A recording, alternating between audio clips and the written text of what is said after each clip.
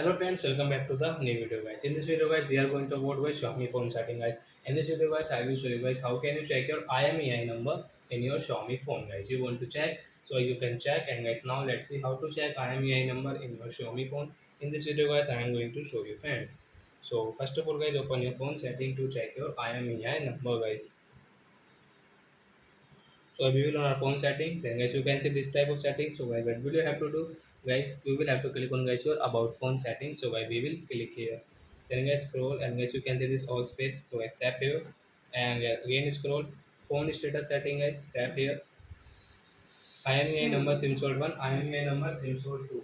So I hope friends you have understood how to check IMEI number in our Xiaomi phone. So that's it guys. Thanks for watching our video guys. Now we will meet on next video guys with new topic. Before going guys, please go and like my video, subscribe my channel. Bye bye friends. Thanks for watching my video guys. Bye. Take care.